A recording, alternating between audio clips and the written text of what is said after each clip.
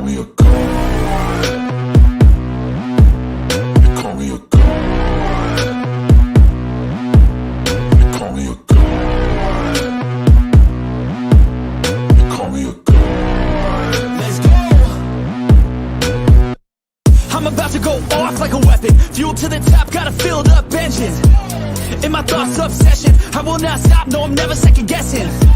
I got a God complex. Haters love to hate, but I never feel pressed. Got a lot on my plate, but I never get stressed. I'll take all the pressure like I'm acing this test. Tear it up like I'm Jason. I see the world like it's ready for the taking. I see this place like a game I'm playing. Straight to the bank to collect my payments.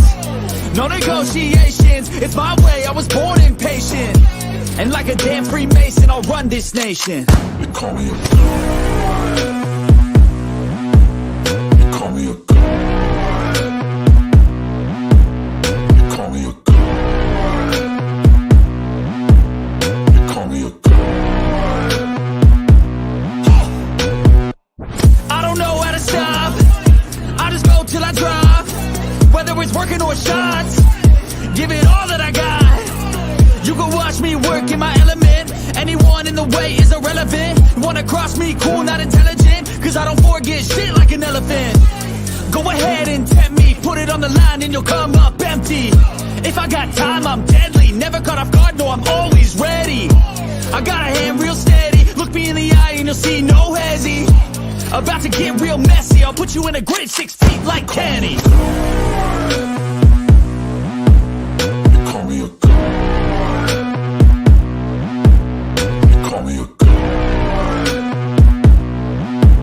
They call me a god.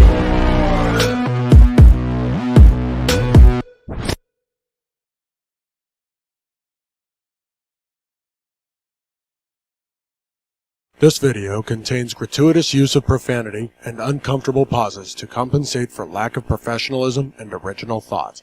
Viewer discretion advised. Rat-a-tat-tat, what is good, and welcome back to another episode of the East Meets West. I am AK Eagles. I may fuss and cuss, but you can count on me and my content like the fucking city bus. And if you like the Wagyu, subscribe too. Appreciate you guys being here tonight. I am joined by my boy, Philly Foothills Fuego, and the man himself, JoeyShakes72. Appreciate you boys being here. Philly Foothills, take it away, my guy. What is good? What is going on? And what is back in? I am Philly Foothills, and I am back in another episode of East Meets West. We're blessed to always have you guys as a guest. Definitely, especially, thank you guys so much for being here. We appreciate it. Give us a thumbs up on both channels. We really, really appreciate it. And tonight, ladies and gentlemen, we have ourselves a very special guest in the building. One of the premier Eagle content creators on YouTube, JoeyShakes72, is in the building. We are so happy and thankful to have you with us tonight, my brother. Appreciate it. What's going on? How you doing? I'm good, man. I'm glad we got to work this out, and we're ready to go, man. It's been I don't know when was the last time we streamed, but it has been. I think it's been a while. Yeah, it's been about a month. Oh, okay. Longer than that. I don't know. Long enough. Hey. Glad Yeah. So what's going on, everybody? Wish everyone all the best. Hope everyone had a great Thanksgiving. Hope everyone was safe. And, Christmas is coming soon. Hope everyone's being safe out there shopping. And, yeah, guys. So, listen, we are 10-1. 10-1. All right. That's only happened 5 times in franchise history. And, I don't think there's any better way to start this segment than to talk about at least my opinion is the main theory behind it all, Jalen Hurts. This kid has truly taken a leap that no one saw coming to a point. We knew he was going to be good, better than what he was last year, but did we know he was going to be this great? In fact, I even brought it up to Foothills over the offseason. I said, if this kid takes a Carson Wentz leap from year 1 to 2, like he did, sky's the limit. And look what happened. So, I want to take you guys' take on Jalen Hurts' season so far. Go ahead, Joey. Oh, yeah. No, I mean, yeah, like even when he was drafted, I said some nice things about Jalen. Everyone thinks I'm a big Jalen Hurts hater. I don't know why. I think in the beginning when this whole thing went down, when we drafted him, I think because of what position the Eagles were in drafting a quarterback in the second round, I will never like that pick. Obviously, it's been a blessing in disguise so far. And when you say year one to year two, it's like, yeah, 2021 wasn't even at the start of the 2021 season. Jalen Hurts was, you're coming off of 4 to 5 games in 2020. You know what I mean? You're coming off of a few games. So really the beginning of 2021 was really still his rookie year. He didn't have if he played a full year in 2020, it'd be a different story. And if he didn't play good in 21, it'd be a different story. But I wanted him to, there was a lot of flaws with this team last year. It was a young team, first year head coach, first year defensive coordinator. So there's a lot of new pieces. Not really much of veteran leadership. But at the same time, I know mistakes were going to be made on the way. And, this year, if we were to say if this team is to be 10-1, I would have been laughed at for saying that. I knew this team was going to be good, and it was going to be on Jalen Hurts. I've gotten really emotional the past few weeks because even Hurts has brought such a culture. And I mean, I know Nick started it, but Jalen Hurts' work ethic and gravitating players towards him and just what he has done for this team. Like, you're not 10-1 without that quarterback. There's just without it. Just I'm actually like to watch a quarterback with his press conferences. I actually like to listen to a quarterback talk about this team, and he's very classy and he's very his work ethic is great, and I can't complain about it. It's been a surreal year. And I want to give Jalen Hurts a chance this year. That's what I want. I didn't want to trade for a quarterback. I didn't want to draft a quarterback. I want to give this guy a chance because he really didn't have one with a full offseason with the Eagles and all that stuff. So far, he's showing that his confidence level is going through the roof, and it's all about the team. It's not all about him, and everybody's very selfless. It's not about statistics. It's not about stats. He's blew me away this year. There's no doubt about it. And I think this team can go far and beyond, and the future looks very bright. Absolutely. Absolutely. It's been pretty impressive because the Eagles as an offense, Jalen Hurts has absolutely, I mean, I said that I thought there was a good chance with the additions that we made I knew Dallas Goedert was going to have, a much of a more of an impact going into his, second year as the starter. So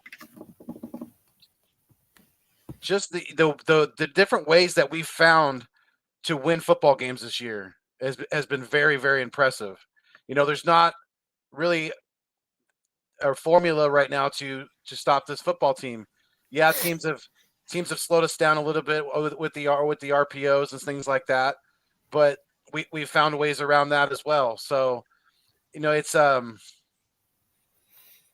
knew Jalen Hurts could run the ball, but man, he sure definitely took exactly what Green Bay Packers gave him, because I didn't know he had a 150 plus rushing yard game in him in the NFL. I mean, I knew he could break 100 possibly at some point, but to set the franchise record for rushing as a quarterback this early in his career, man, I think we've only begun to see what this kid can do.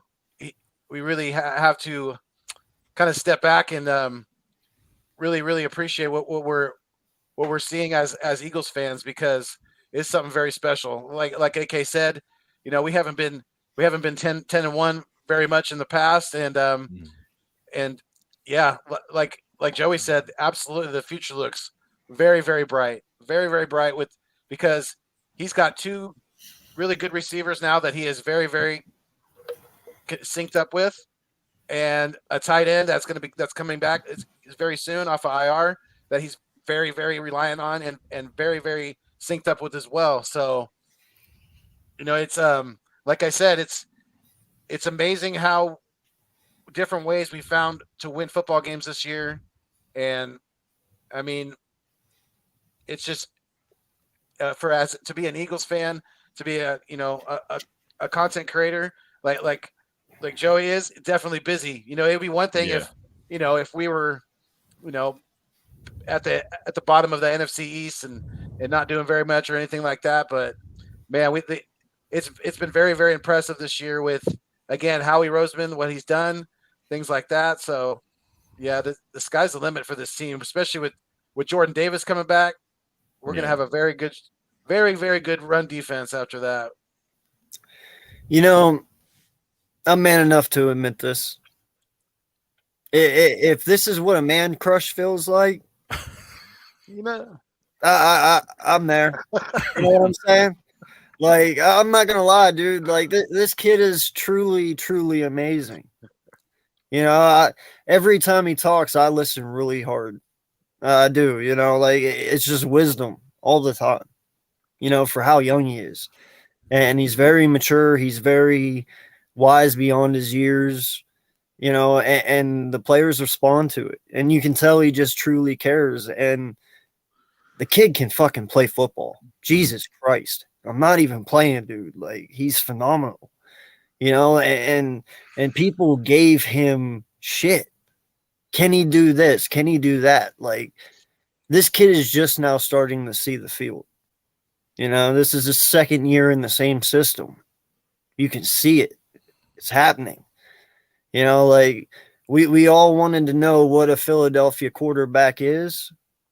You're looking at him. Yeah. Truly. I get it. Totally get it. Yeah, Joey, is what's your MVP list looking like? Top three. It's Who would you put up there? right What now. order I'd say right now? Mahomes, Hurts, Tua, and Geno Smith. Right now, even though I think Hurts should be in front of Mahomes right now, but Mahomes has had some passes this year were kind of questionable. He's made some more mistakes than Hurts has had this year, but I'd probably stay solid with that list right now. Probably. Yeah. What do you think, AK? Oh, I'm gonna be biased. He's got a man crush, so you already know who's gonna be first. I'm gonna be biased, bro. All right, listen. I lofted the softball. Listen. How many times can you sit here and say this year that the Chiefs lost because of Pat Mahomes? Twice? I'd say, I was gonna say 2 times. There was a few times. How many times At can you least say we lost because of Jalen Hurts? None. Not one game. No. That is the difference. Yeah. I mean, if you're talking about most valuable player, well, then that's most valuable. The guy who doesn't mess up. Yeah, there's been a lot of debate about that. Definitely, there really has. It's he's having an absolutely phenomenal year, and we've seen it the last couple of weeks. He's building up. He's got that third man now. He's got Quez. He's feeling very confident in throwing that ball to Quez Watkins. So, good luck stopping this offense right now. That's when Shane Steichen is to his normal self. Yes, right. Absolutely. That's I like agree with you. the coaches really control what happens in these games. There's just no doubt. Well, and what I love about Jalen too is he's a QB / halfback. True. I mean, you have to account for him. There is not a single play that defense is not on their heels. He is the ultimate weapon next to Miles Sanders. I love it and I hate it at the same time because I want him to slide a little bit earlier. When he's got the first down, there's no if you're going to take a hit by one or two guys, there's no reason to get down and fight to play the next play. I don't want him to take any unnecessary hits and possibly get hurt. That's true. No, and I understand that. And I watched that press conference today with Nick, and he said the reason he's not worried is because Jalen has shown he can slide early. And if you slide early, that protects yourself more than most. Mhm. And that being said, if you hit my quarterback, dude, I'm going to be pissed because I know my quarterback slides early. So that means you intentionally hit my quarterback. You know what I mean? Like sometimes he does slide late. I understand that. You know, he did. I think there's things too that you can, so he doesn't get hit as much. And look, I don't mind it, as long as he protects himself is totally fine. I mean, with Dallas Goedert not being here, I feel like they're doing some different things, kind of how Doug did, Miles Sanders rookie year, get him into the passing game on wheel routes. Or I love how they're using Miles Sanders right now. He's a dual threat back. He can do so much more. I feel like they have underutilized him. They just have him as just a regular runner, but a workhorse back. But really before this past week, he hasn't really. You look at the Texans game, it was 16 yards in the first half, and it was like 6 yards the week after that. Like they got to run with Miles Sanders in the first half. They That's no Steichen though, bro. No, 100%. But this is what I don't get. Like, Steichen came from the Chargers, run heavy offense. Nick came from the Colts, run heavy offense. Even the first year when Nick was calling the plays, the first 6-7 weeks, he wasn't running the football. That's why I don't get. They got a little pass happy the past few weeks, but they have been doing good getting Miles Sanders. The 17, what do you have? 17. Well, how many carries did Miles have? What was it? Miles had 21 carries. Yeah, it's crazy. That's what you got. And that's what he should have. Right. That's what Miles should have. You've seen what they, it was the Packers. They're beat up on defense quite a bit, but you've seen what we could do when we want to run the football.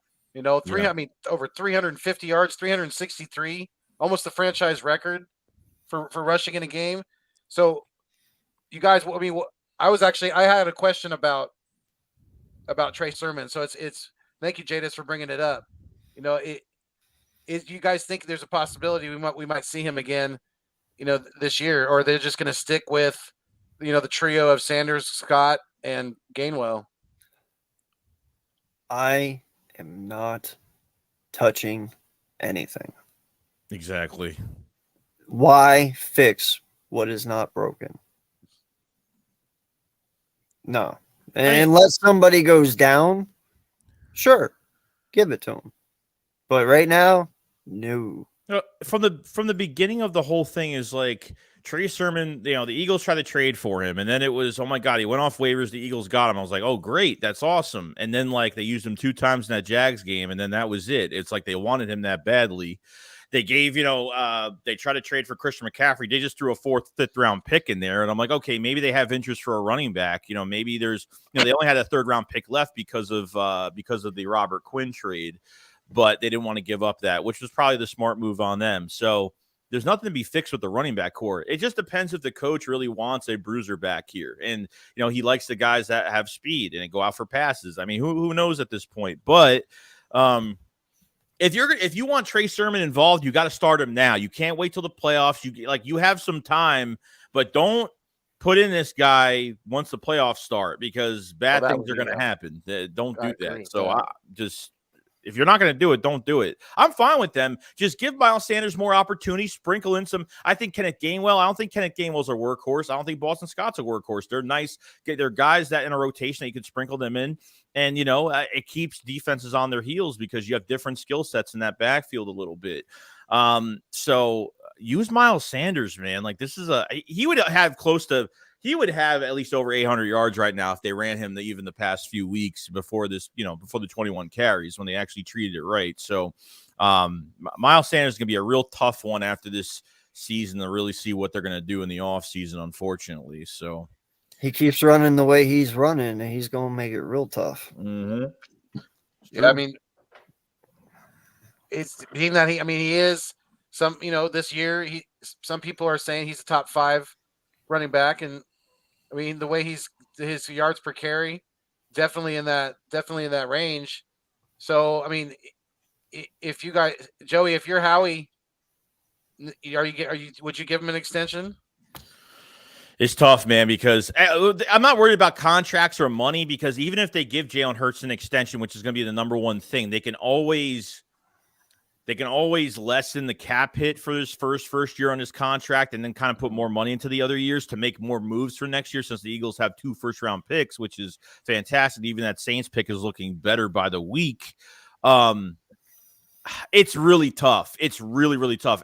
Look, the Eagles you could get it done. If you want to put yourself in a hole and you want to sign everybody and restructure a bunch of players, then go ahead. If you feel like, depending on what the Eagles do at the end of the year this year, if they feel like they can make a run next year, then he can do whatever he wants. He can restructure a whole bunch of contracts, free up cap space with bigger cap hits down the road, and give it a shot next year. But I don't think Howie wants to put us in a hole like that ever again, or the front office, I should say. But I think really, if I'm looking for an extension besides Jalen Hurts being the most important one, I think Chauncey's definitely number one on the list right now. At this point, you have got to give that man an extension. And this is a guy that didn't play safety for the Saints. He wanted to get paid as a safety. He wanted to switch positions. He played more nickel corner, and that's just what it is.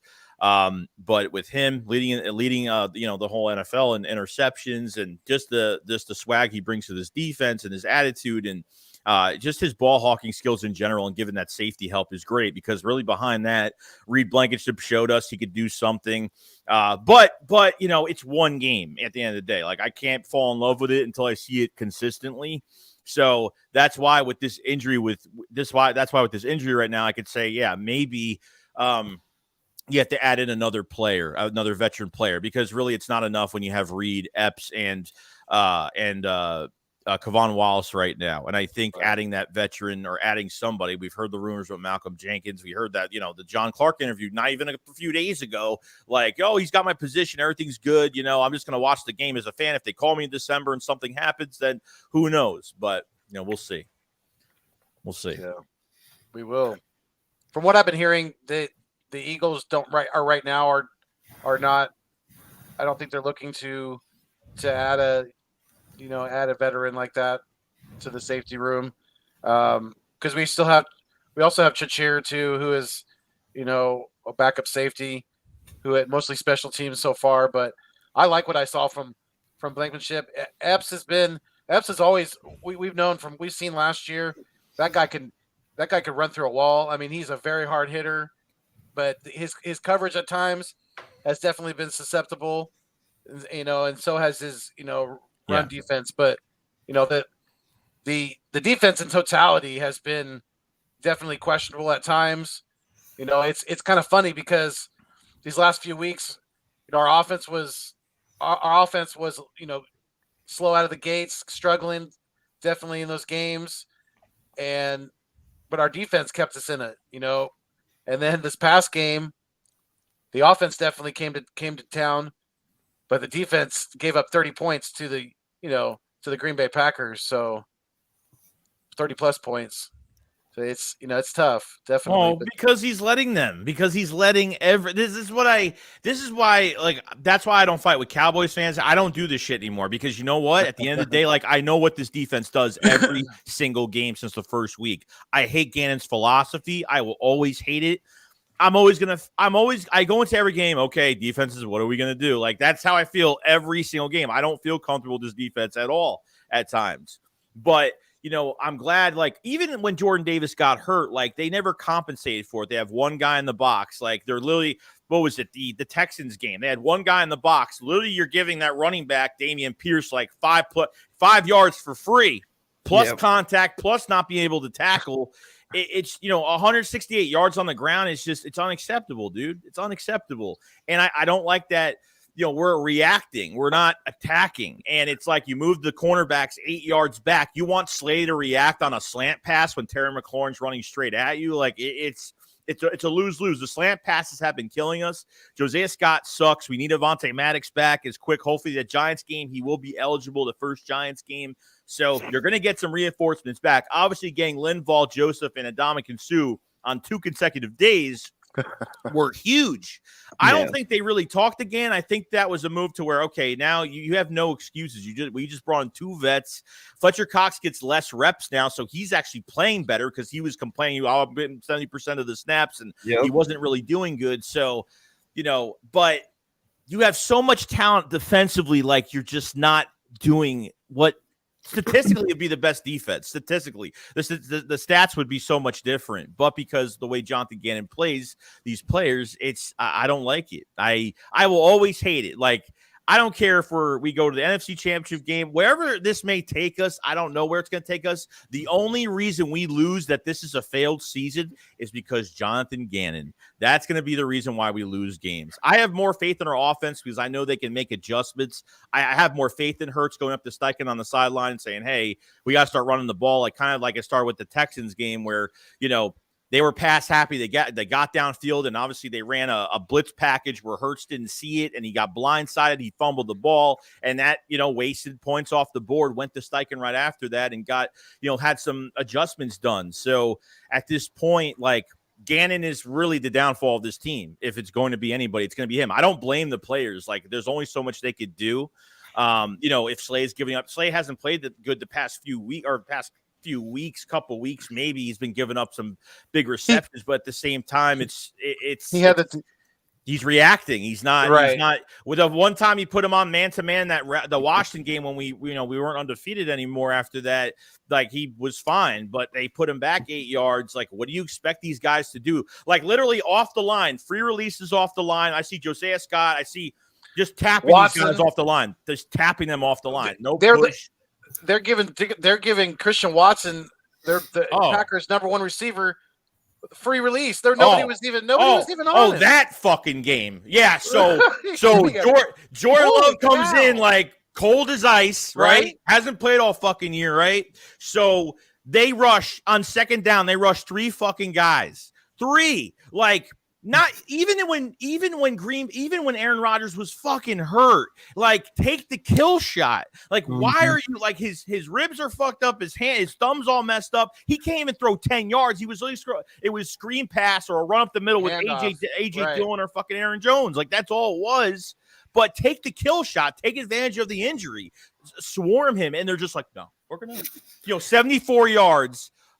When he threw that when he 4 plays 74 yards on that touchdown from Jordan Love, that really fucking pissed me off. Like really pissed me off. Listen, man, Gannon, he's so worried about getting beat deep. Why? And no, I don't know why. It's just his mentality of his defense. He's a different type of coordinator. That's he plays soft coverage because he doesn't want to give away the deep ball. And in all honesty, at this point, right now, fuck that. Okay, I want to see you put the pressure up. Listen, if you give up 2 deep passes a game, so fucking what? It is what it is. As long as you're stacking that pressure and you're not letting them run, I'm willing to give up 2 touchdowns because we can win with 14 points on the board. You know what I'm saying? Like, I'm willing to give up something to gain something. And that's something he needs to start doing. Enough with this soft shit. Dude, we won a Super Bowl with fucking Jalen fucking Mills. Yeah, and Ronald Darby, and they weren't the best corners either. Right? That's what I'm saying. Like, you can't sit here and tell me that you can't make this work. These 2 corners are balling right now. Even in the Washington game when we were undefeated no more, even the Washington game, we were down points and he still wasn't being like assertive. Like he was still being passive with the defense. Yeah. Like I feel like every time the Eagles have a 2 touchdown lead, they're gonna fucking defend like that. They're just gonna be passive and they're gonna sit back and react. I hate that. How many games the Eagles could have scored 40 points on teams? Like it probably is like at least 3 to 4 other games. Like no joke. Like that's how bad it is. Like it's just the wrong time. We have a good roster right now, and it's just the wrong time for this man to be coaching this defense. Exactly. We have way too much talent on defense. We do. And in all honesty, sorry, I don't mean to cut you off here. No, go ahead. Say this. I think the only reason that our defense looks as good as it does is because of the veteran talent we have on it. I agree. There's and in all honesty, our defense is saving Gannon's ass because of how experienced they are. Players are bailing him out. There's players. Exactly. That's exactly what I'm saying. They're making him look good because they were able to adjust and they're smart enough to adjust to the stupidness. Right. But Gannon only gives them so much string. You know what I mean? Like they have to stay within the boundaries of the play call, but I believe they adjust very nicely and do what they have to do, and most of the time bail his ass out. You're right, because I see on each level, I've seen the talent on this football team be misused. There's no stunts, hardly anything like that being run up front with the defensive line, especially when we're just rushing four. It's and then you see the linebackers in coverage. They're in wasted space. There's no one to cover. Like they're just sitting back, right? Exactly. They're too shallow to cover receivers, and they're not doing anything with the running backs. Two stunts. I almost had a heart attack. Like he ran two stunts with a Fletcher.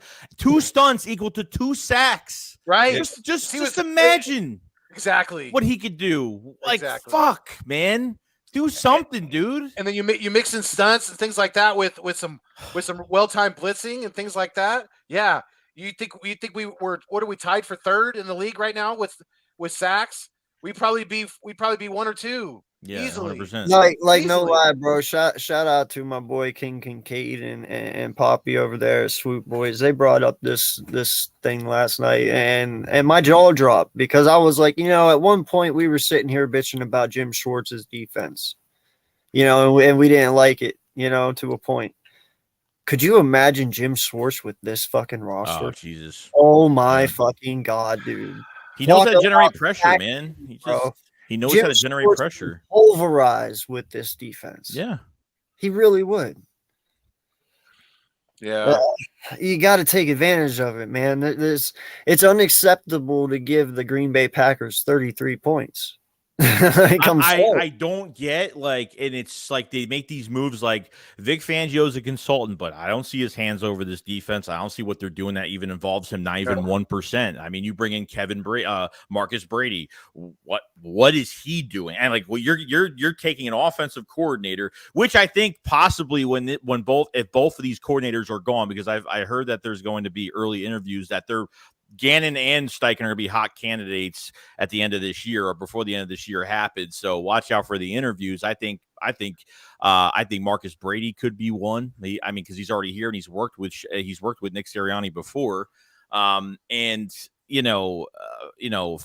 is all over this defense. Hopefully they move him up to DC. But with these, I'm kind of done with Jim. I'm kind of done with Gannon after this year. I mean, whether we're successful or not, I just don't like the style. It's not good enough for me. Like the Giants, look at the Giants. As much as they're fucking hurt right now, okay, the Giants. It doesn't matter if they're up games, down games. Every 3rd down they blitz.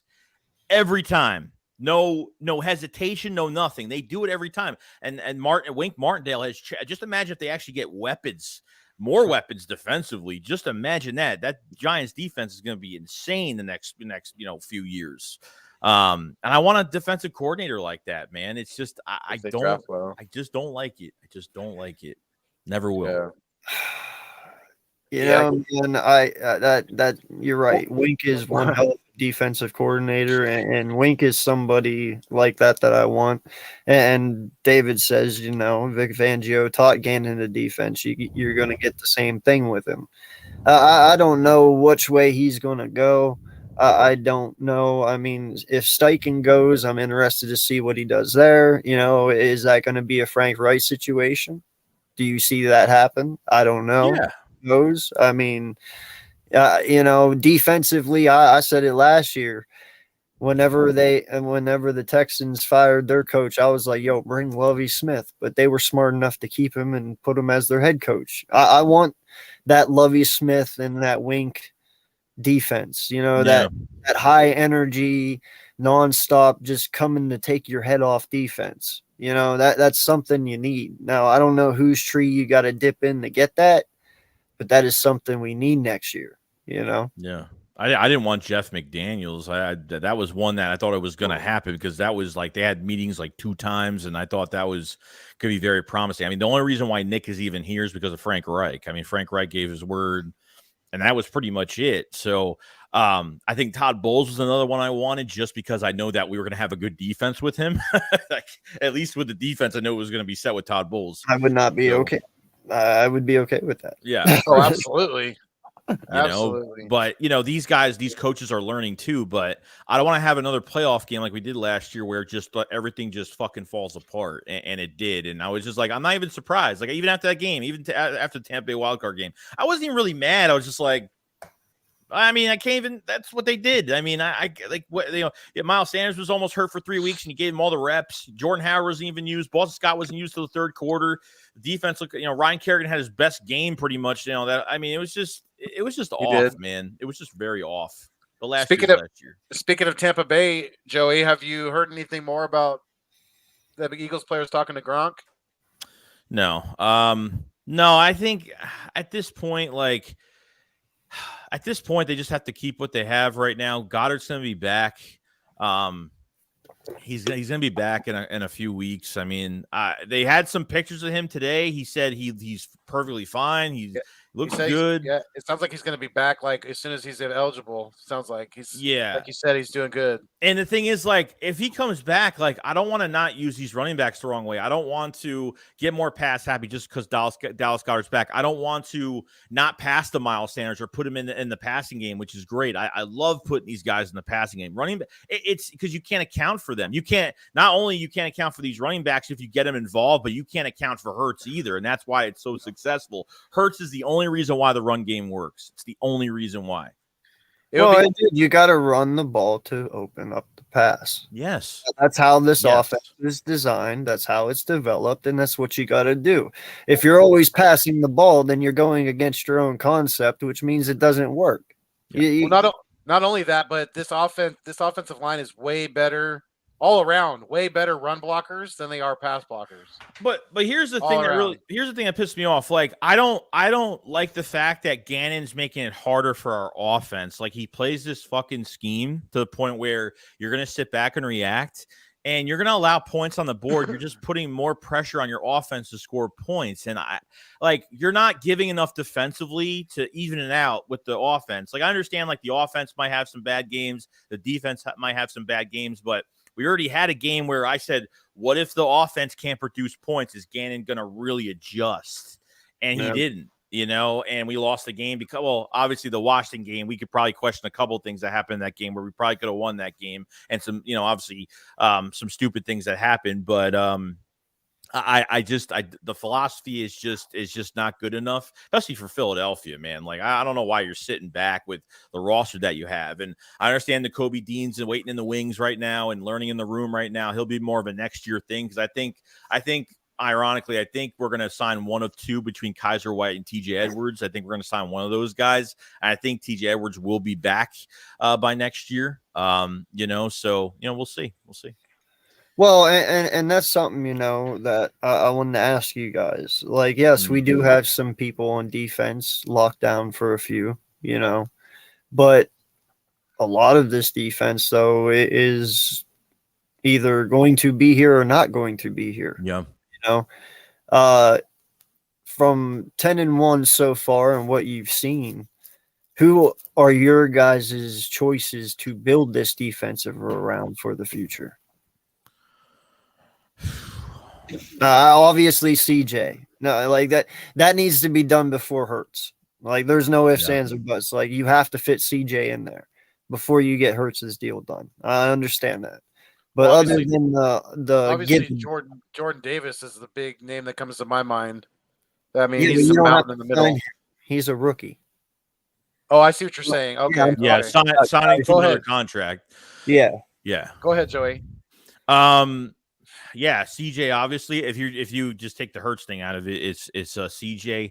Bradbury's a tough one because I think he's playing so good, and the thing is, right now, it's you look at the defensive line, and you understand Hargrave is due for an extension. So technically, you can lose Hargrave, you can lose Fletcher Cox, and you can lose Brandon Graham. Now, Derek Barnett's on contract for another year, but I would just get rid of him at this point.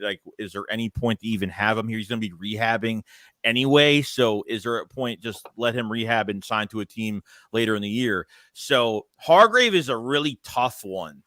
There's two things that I want in this draft. It's going to be an edge rusher, a nasty edge rusher top of the draft, or you're going to go get a corner. So if you resign, there's a couple things that might piss off Eagles fans, what I'm about to say. So if you re-sign Bradbury and get a corner in the first round, have that corner sit behind Bradbury and Slay and let him get his chances during games next year, people will probably won't like that because it's technically redshirting him, but I would feel like he maybe can get some playing time, kind of have him learn for a whole year and then be ready for the season after. Or you can literally go into this draft and double down on meat and potatoes for that defensive line and just double down and you can get another defensive tackle and another defensive end. So defensive end, I think, is a must because we haven't had, I don't know who's the last guy we've had here where he's a strip sack artist, monstrous on the edge type player like that for like a Von Miller type. Yeah, somebody like that. And I like Reddick. Reddick's here for 2 more years, which is great. If they don't have him in pass coverage, he's great. Because that's what they've been doing with these defensive ends too much. Robert Quinn, 1 sack in 10 games. Where the hell is this guy?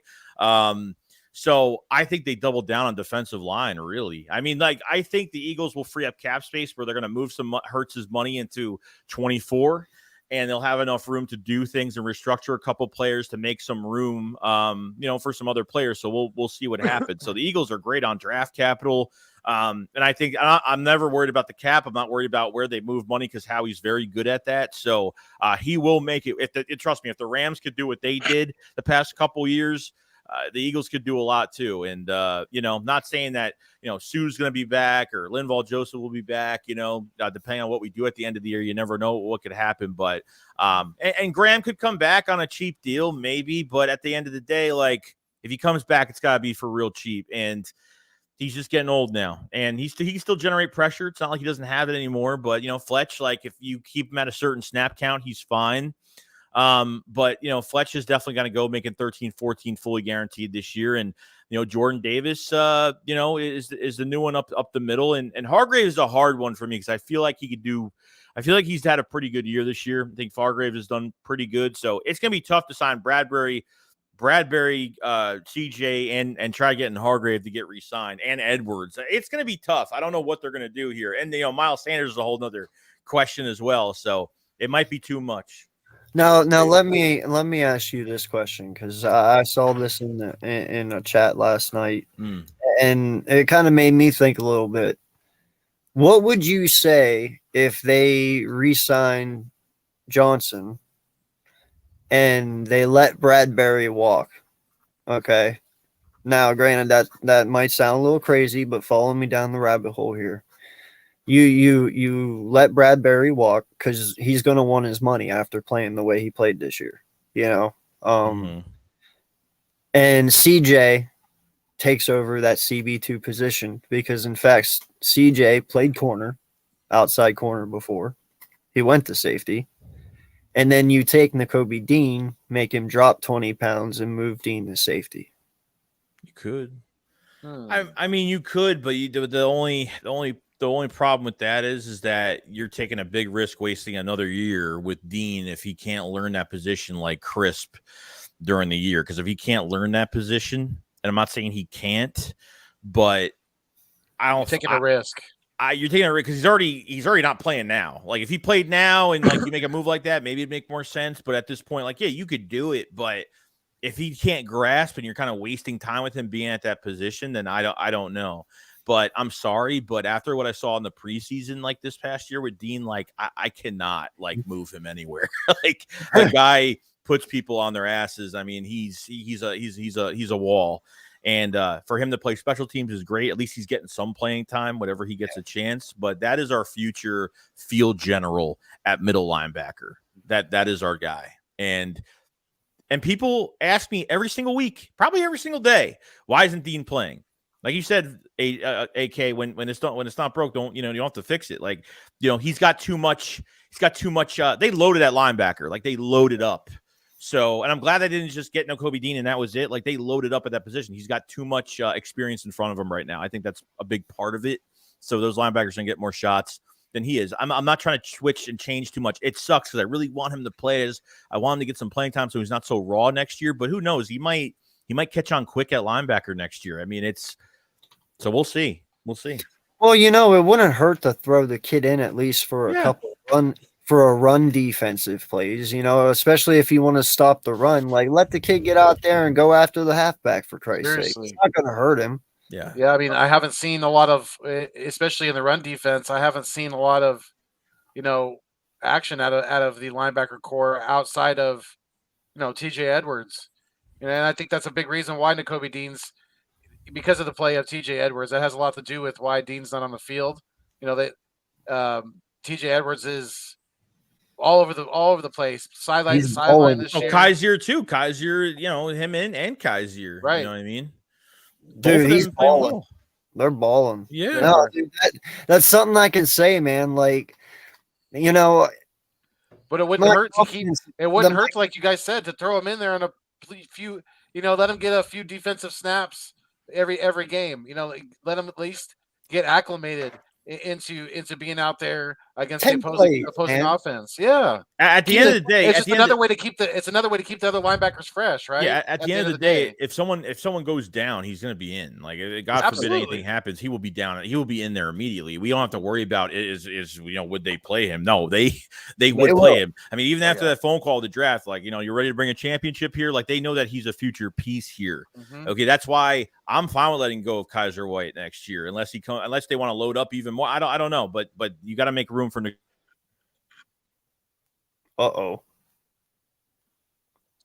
He froze up. It's all right.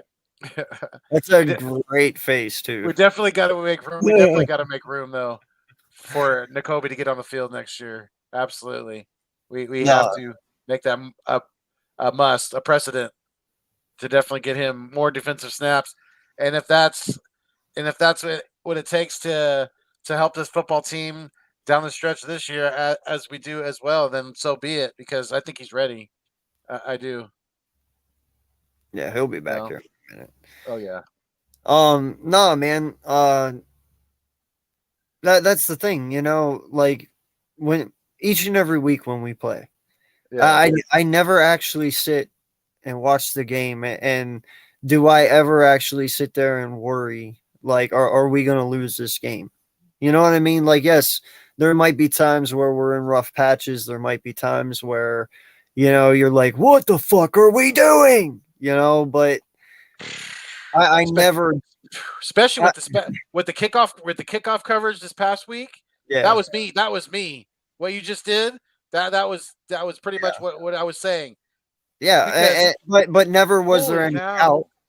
But never was there any doubt. I mean, it might be ugly, but I knew ultimately my team was going to get their head out of their ass and start playing and pull it out. But you do sit there in pain, and you're like, all right, when's it coming? When's it coming? And you didn't have a little bit of doubt when the start of the fourth quarter down by 10 against Indy. You weren't worried? I was a little worried, to be honest. Man, a little worried. It was starting to creep in, but that's what I was talking about earlier. When we were on Jalen, about the whole man crush thing. Like, I don't know, man. When you watch the kid enough, his calmness makes you calm. And just seeing him out there and knowing that he's not stressed makes me not stress as much. Like granted, like he said, only his mom and dad, when you see him on TV, know what he's truly thinking. But he doesn't show any emotion. They just know by looking at him. There's certain plays like this past game. One that jumps out in my mind as an example. A reason why he should be the MVP. And it's not a flashy play, but I bet you remember it. It was like 3rd and 12 inside the 20, and he hit Devontae Smith on the outside for the first down. And he was, I think he was double covered. I'm pretty sure he was. Jalen Hurts made a great throw to only where Smith could catch it, and he didn't score, but he got the first down. And it's plays like that, 3rd and 12 inside the 20. Those are very, very hard plays to execute. That's a short field. The defense doesn't have to worry about the back of the end zone is another defender at that point. They don't have to worry about getting beat deep. it's those type of plays right there that are why, in my eyes, Jalen Hurts is the MVP. Bro, I honestly can't sit here and give them all. You know, welcome back, sir. My internet just shut off. Like I don't. We figured. It's okay. Yeah, it's all good. I'll make up the time. My bad. No, man, there's No, so you're good. many. There's so many moments that I could probably capture, you know, and say this is why or this is why. You know, the one that stands out to me, yes, it was an interception, dude, but that one that he threw to AJ Brown against Washington in double coverage. You know, we Perfect talked pass. about it, Perfect but pass. when he first released that, all the air from my lungs disappeared because I Right. saw that safety collapse and I was like, "Oh shit, what did you just do?" Because at the time you're thinking not the best decision throwing into Exactly, double coverage, exactly. right? You saw it coming, right? And man, that safety was barreling down on AJ, and you could just see it. And when he picked it off, I was like, "Oh shit!" And then right after he picked it off, the instant replay showed up. I mean, it was right after, dude. That is his best thrown ball today. Yeah. Dude, I don't care if that was intercepted or not. That ball hit him in both his hands right on cue, right where it was supposed to. The only reason that was intercepted is because it was just shit coincidence that their safety's hands was right next to AJ's and it fell right in there. Dude, that was the most beautiful ball I've ever seen that kid throw. That Go ahead, Joey. No, Yeah, people were bitching about the Quez Watkins, the back shoulder throw that was underthrown, bro. That he was still in stride going backwards. Like he didn't have to come back for it. Like that's he turned what he's supposed around. to do. Right. He's supposed to Right. throw it that way. Right. Mhm. You look at the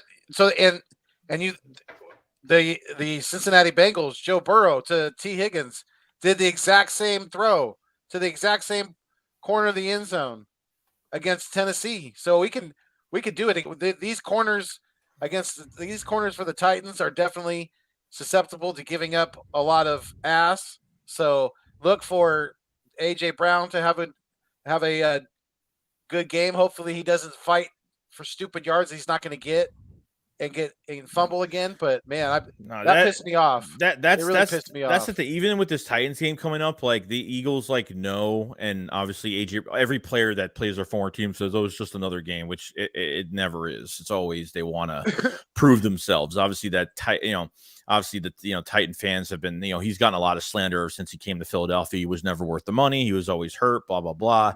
Right. But at the end of the day, they're not just going to force feed AJ Brown. They're going to win this game. However, they're going to win this game. I think they could beat the Titans. I think they could do it. Because really, like if they have a good game plan offensively, I think they'll be fine. Defensively, should be it.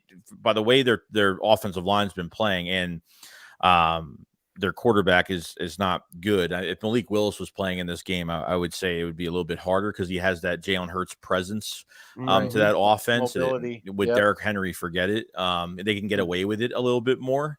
But as of right now, no, our receivers are I think we're overmatched. I think we'll get the passing game going.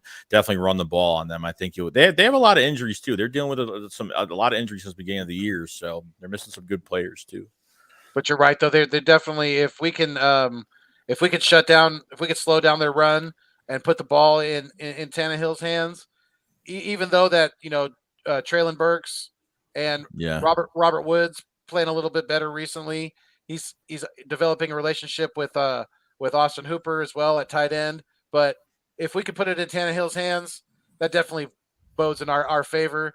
Because then we can just have our guys pin their ears back and get after him. If you get Jordan Davis back this week on top of Linval Joseph and oh man, the rotation is going to be nuts, man. I can't wait to see Jordan Davis hit Derrick Henry. Mm-hmm. Can't wait to see it. Did you hear what Joseph and Sue said about Davis? Did you? Lane Johnson was on Chris Long's podcast the other day. Okay, and he said that Sue and LJ said that this kid's future is sky's the limit. Well, they're like, he's just such a freak. They're like he's going to be the future of DTs. Wow. And it's coming from LJ and Sue, man, two of the best. So yeah, he's got some high praise, dude. Oh yeah, as he's been getting, coming from Georgia, he's a freak of an athlete.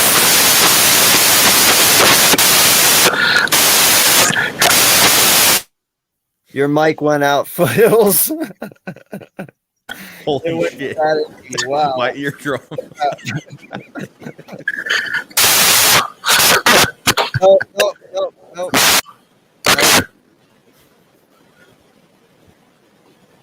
Wow.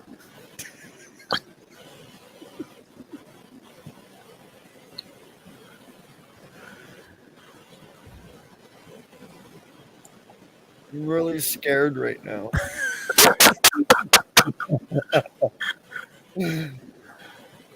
Yeah. Oh, a little better.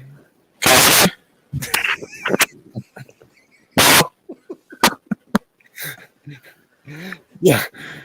I feel like I'm in the movie Fun with Dick and Jane whenever he's sitting there and he has the voice box on. He's like, blah, blah, blah, blah. Mayday, are you there? No, man, so I'm with you. I think the only thing that really truly holds us back from here on out is Jonathan Gannon. If we lose to Tennessee this week, it is because JG failed us at stopping Henry. You know what I mean? Like, other than that, I'm not worried about our offense. I'm not worried in any way whatsoever about not being able to put points up. It's about keeping points off. No, he respects every running back and every damn quarterback. It's tough. Like, it's really, really tough I'll go into the Giants. I'll go into every game thinking that. I'll go into that even further versus the Giants. I'll go into every game thinking the same thing. Yep. If he's doing it to Jordan Love, he's doing it to Aaron Rodgers, complete opposites. He's going to do it to anybody. And it's really, the Jordan Love thing, I was like, I didn't think they would be that soft on him. Like they were just like, oh, we're in a lead right now. Let's just try to keep him inside and, a slant pass. And that was it, that's all it took. Bro, no lie. Jonathan Gannon had Troy Aikman drooling on that boy. Did you hear Troy Aikman during the game? No, what do you say? He was saying how there was nothing but high praises for him in the offseason, this past offseason. He learned so much about the offense and so much this past 3 years, and they say he's going to be a good quarterback. And it's like, nah, bro, he just played. Made him look good. No, we literally played off coverage. Yeah, no, that's called Jonathan Gannon. That's just what that's called. Can you hear me? Yep, you're good now. Perfect. Sweet. Yeah, it's definitely Jonathan Gannon. Absolutely, he's going to be our Achilles heel, and I'll second to Michael Clay, the special teams coordinator. Horrible, absolutely terrible. Especially the kickoff coverage and Covey, crash test Covey is what I call him. This guy's literally just running into opposing players as fast as he can. I don't know if he's trying to get hurt or what, but it's going to happen. And they got to get him off of punt returns. Somebody else back there, whether it's Quez or even Boston Scott. I noticed recently they have put Boston Scott on kickoff return, and I'm good with that. Yeah, I mean, I'm not. Boston Scott's I don't know. I was a big supporter of Covey when he first got here, and kind of had high hopes too. Yeah, they really haven't tried anybody else, and they should. And they tried out from the other day. They worked out a receiver yesterday. I'm like, why are they working out a receiver yesterday? But it looks like they're trying to get some type of a returner. I'm guessing you don't sign a receiver. I don't know why they're signing a receiver. They worked out a receiver the other day. That Kwan Baker, whatever his name is, he's a 7th round pick from the Saints last year, 6th round pick, something like that. They worked him out. The practice squad. Yeah, so I don't know if they have a plan with him to get, have him on kick returns, or there's a reason for it. I don't think it's for wide receiver depth. I highly doubt it. It could be, but kind of wasted in my opinion. But we'll see, because they said they're going to make some changes. You gave up 4 kicks on to 40 to 50 yards. You gave, I mean, you can't go between the 40 to 50 yard line and give them. You gave Aaron Rodgers field position like 2-3 times. Like it's not, you can't do that, man. And it Bro, was crazy will- too, because it's not like Jake Elliott was putting it right at the goal line. They took it deep in the end zone. The guy was taking it from the back of the damn fucking end zone. He was literally salivating back there, waiting to return that football. Teams know, bro. Crazy. We can't. Teams know. We can't do that against better teams. We won't win. Guarantee you. We're not going to win. We can't give up short fields to better offenses. It's not. It doesn't work like that. Nope. Especially our with this defense. defensive coordinator. Exactly. We already have enough on our plate. We already have enough on our plate with this coordinator. Now we get especially. I mean, Michael Clay's got to go. He's part of the Chip Kelly tree, so he's got to go. He's just, it's long overdue. Like they need to. Like I thought at least this offseason, like they signed Devin Allen to a 3-year deal, and it's like okay, maybe they'll try him, but they've already moved up Covey 3 times. So if they put him to the practice squad one more time, that's it. He's got to stay on the practice squad the rest of the year. So they got to do something. Hopefully by next year they do something and fire that coach. So bro, no lie, I'll do the shit for free, and I won't run straight. I was gonna say, when he gets a 10-yard run, when Covey can get 10 yards, it's like holy shit. Like that's what it is. I'll coach the special teams for free because I know I can do a better job than Michael Clay. If we can get to the 30-35, I'm dancing, I'm celebrating. Like that's how crazy it is right now. Bro, I don't understand it. I've never seen a guy in my entire life see, like, for instance, we'll just use Green Bay's jerseys as for instance. You see 3 white jerseys, he runs right at them. Right. He doesn't try to run to the right. He's allergic to open space, bro. He loves getting hit, and I don't understand why. Bro, how many times has this kid should have died this year? Like he is taking some major hits, bro. And it's like yourself. He's getting up, and it's like how? Most people are concussed by now. How are you getting up? He's crazy, dude. He's gonna hurt himself. Mm-hmm. He really is. For the better. He's a liability. Get him going. For the better. Did you guys? I liked what I seen out of Blankenship though. I guess he's the first undrafted free agent to ever intercept Aaron Rodgers. Oh, dude, Slay is pissed right now. Oh, especially because Slay let one go right off of his helmet. I don't think he even saw that one that Joseph intercepted at the beginning of the game. I think a second drive by Green Bay. We had already scored. The ball goes right off of Darius Slay's helmet. Bro, Blankenship. He had a shot.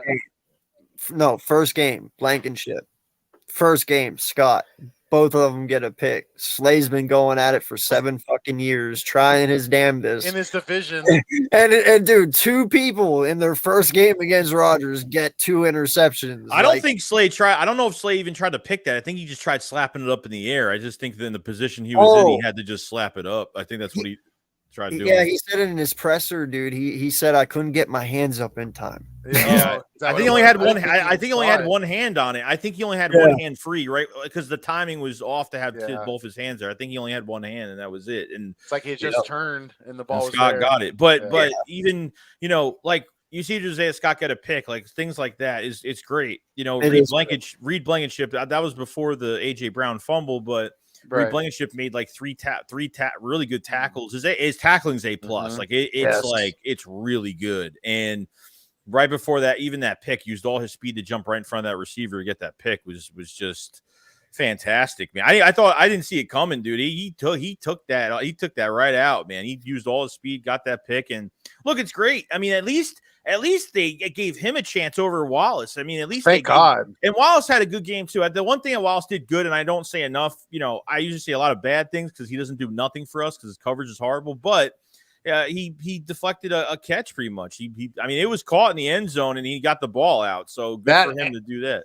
That and the special teams one, tackle, he saved a touchdown. I mean, he ran that guy down from behind. So he sucks, but I'll give him his praise. Screw that guy.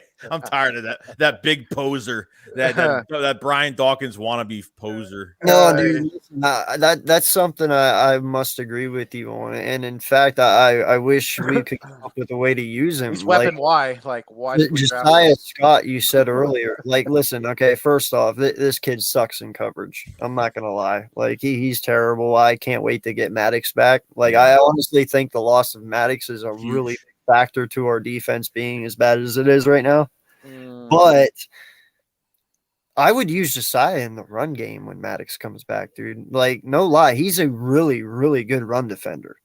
He's shitty at coverage, but he can really, Oh, really. he was missing some tackles earlier this year. Like he would get in there and you think he was gonna make a tackle. There was a couple times he missed some tackles. Like we were all tackling bad at that point, but he gets in there. He gets there. It's all that matters. He causes something, which is good. But even Reed Blankenship on the even run defense, he was like he's really fast, taking really good angles. Like he's aggressive. He's not afraid to get in there. His tackling reminds me of Malcolm Jenkins. Like he wraps perfect on the ankles. Like he's perfect.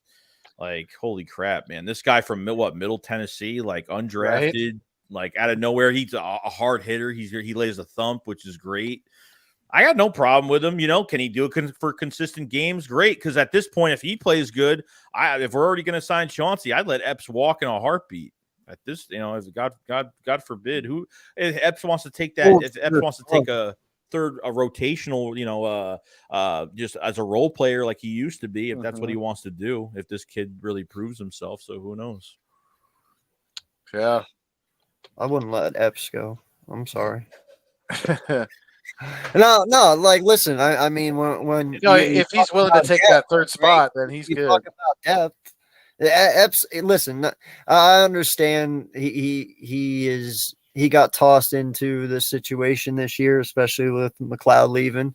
But I'm not going to take it away from him. I mean, if I'm not mistaken, he leads our team in tackles. Or if not, he was at one point, and he's damn near close to doing it. And the kid can tackle. He's our best tackler we have. I mean, in all honesty, I've seen Chauncey give some shoulder blows, like Pierce, for instance, in the Texas game. No matter how good Chauncey is, I've seen him lay a shoulder into Pierce, and Pierce kept going. Yeah, that was dumb. Epps will wrap you up and take you down. Like, there's certain things I like about Epps. Yeah, he might not be the flashiest player out there. He might not be the interception guy, but he will tackle people, and I like having that in the secondary. You know what I mean? It's true. Yeah, absolutely.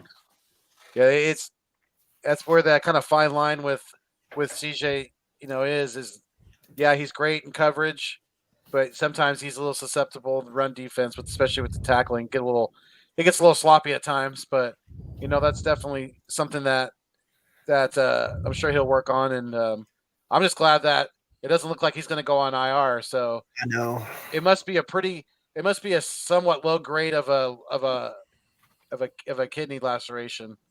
So yeah, I know a guy that had a kidney laceration that got it in a car accident, and it's not as, I don't know. It depends how much pressure it. I'm surprised it's not I would think he would have broke a bone or something like where your kidneys are. I would think it's like. Right. Like, it would have to be like you'd have to break at least a rib or something to get to your kidneys, I guess. Or maybe not. Maybe I could be wrong, but I think so. But as of right now, I mean, he's not on IR yet. And Nick said it yesterday that he's not gonna they're not gonna put him on. I gotta find the exact quote I think I have it saved, but he said something about not putting him on IR, that that he'll be back in a few weeks. I'll try to look for it. I just had it. And I think we'll be okay until if he's back by Christmas Eve. I think that would be a great target game for him to be back by. That gives him pretty much a full month. So yeah. So he said Sirianni also confirms that CJ Gardner-Johnson has a lacerated kidney, but won't say if IR is coming. Right. So it might not, but you'll have him by the playoffs regardless, and depending on how much pain he's in. And really, to be honest with you, like people are like, "Oh, just put Reed in there." I understand, put Reed Blankenship in there, but you still need another body regardless. I would be all in. I'd be all in for putting Malcolm Jenkins at safety this year. I for a run. And then if Gardner-Johnson comes back, you could do a lot of things here because they were putting Gardner-Johnson in, and they have been kind of him using as that Malcolm Jenkins piece a little bit, kind of moving him around the field with Kavon Wallace back there. It made me a little nervous, but if Jenkins comes in, you could do the same thing with Jenkins and and Chauncey Gardner. If you want to move Chauncey a little bit and keep Malcolm at safety, or just keep Chauncey at safety and move Malcolm around the field, and that's what Malcolm is good at. And you're not putting too much on Malcolm's plate either, because his defense is, roster-wise, it's really good, so he doesn't have to. Because in 2017, guys, let's be real, he bandaged up our defense. He covered a lot of weaknesses with our secondary because we didn't have the two best corners.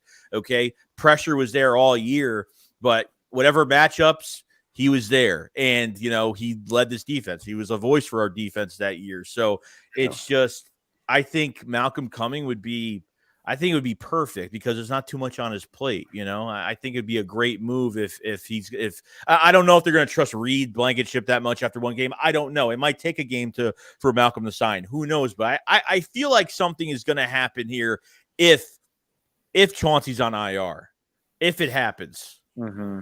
I heard you guys talking about that. I couldn't speak at the moment, but you're good.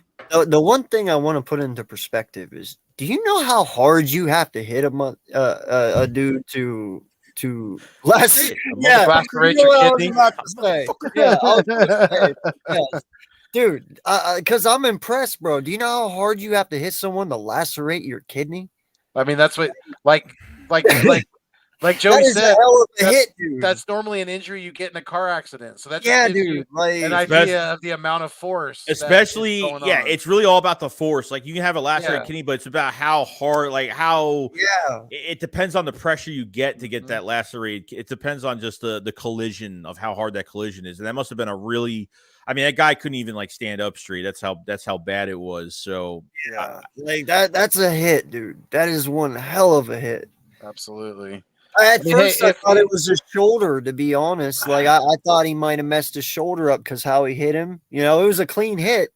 I thought I was hoping at first he just knocked the wind out of himself. That too. I was just hoping that. Especially when he went back down. I'm thinking, oh, maybe he just can't breathe. But and then I was thinking ribs. But the kidney, that's crazy. But I wouldn't be mad with bringing Malcolm Jenkins back either. No, he can still play. Absolutely, and if we're not gonna utilize Trey Sermon, then I say cut him. Let's give Darren Sproles on punt return. Yeah, Sproles. Yeah, so Sproles, he was on.